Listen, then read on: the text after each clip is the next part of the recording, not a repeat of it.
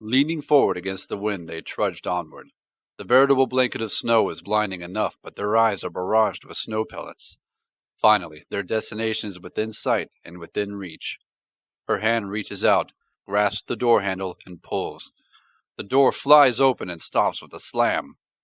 Inside, the sudden noise pulls an Asuran from his concentration. He turns around to see Kit struggling to close the door. Kit pulls with all her might to close the door while he walks up to the adjacent wall and presses a button. The door slams shut, and Kit slips and falls on her butt. The Asuran impatiently taps his foot while she picks herself up and dusts snow off her clothes.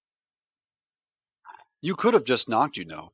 I've lost my concentration due to your clumsiness," the Asuran said. "Yeah, well, you know I like to make an entrance, Magister Edenstein," Kit responded. Yes, quite. Did you find your way to the Mantelet refuge easily enough?"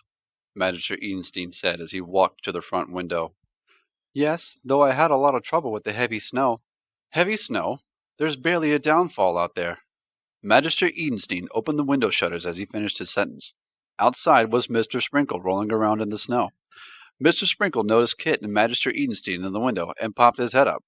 He was so covered he could well have been mistaken for a Yeti. "Anyway, since you're here, we can finally get down to business." He hands Kit a parchment with a crude drawing on it. Kit studied the drawing, turning it to try and make sense of it. "What is this, some sort of rock?" Kit asked. Magister Edenstein snatched the parchment back.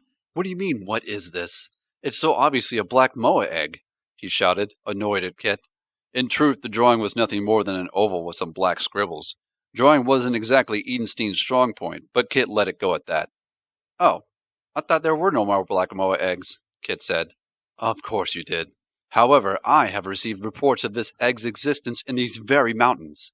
My sources have rarely steered me wrong, so I believe it's worthwhile to follow through with this. Plus, I'm paying you." "That you are. So where do you think this egg is?" "Here." Magister Edenstein drew a small, incomplete circle around an area of Shiver Peak on Kit's map. "Off the beaten path. Be prepared for anything, kid. Take whatever you think you'll need for this trip."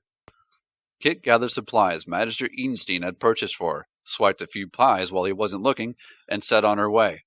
Mr. Sprinkle was still playing, his head pushed into a large pile of snow.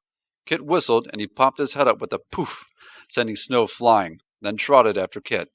As they exited through the gates, Kit heard someone yell, "My pies! Kit!"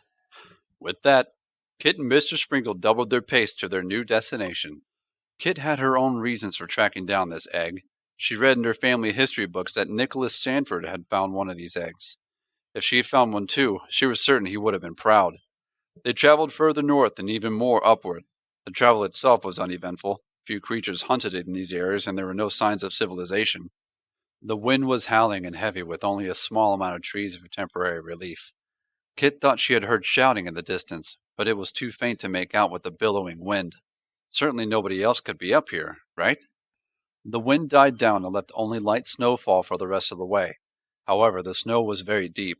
Kit had to walk behind Mr. Sprinkle as he effortlessly carved a path. Finally, Kit spied a large plateau with what looked like a ruined temple atop it. At the temple's back was a sheer rock face looming hundreds more feet above the temple. In front of that plateau were multiple small camps occupied by Jotun.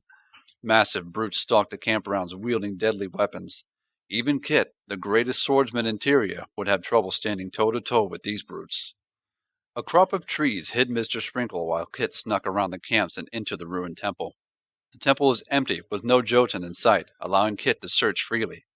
Snow blanketed the area, though, making her search much more difficult than she had hoped.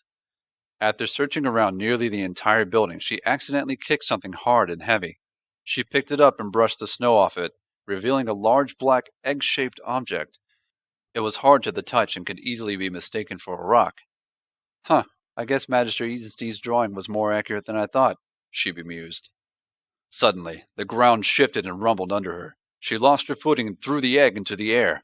It came crashing down onto the hard stone and shattered. "Uh-oh." Kit shuffled to the smashed egg pieces and futilely attempted to piece them back together. There was nothing inside the egg, only a hard shell remained. Defeated, Kit began to sneak back out of the temple and head back to Sprinkle. When she reached the entrance, another rumble jolted her. This one was accompanied by a loud bang.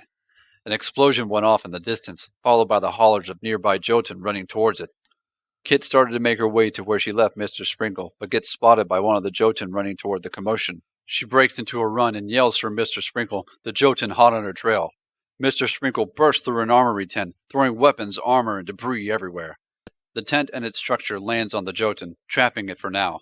Another explosion jolted the earth once more, but the rumbling did not stop. As if the mountain itself was angry, snow blasted from atop the cliff face above the temple and rushed dangerously fast towards Kit and Mr. Sprinkle. Shields littered the ground after Mr. Sprinkle burst to the tent, and that gave Kit an idea. She strapped a shield to each one of Mr. Sprinkle's feet, much to his dismay, and gave him a little push. Afterwards she ran after him and jumped on her own shield.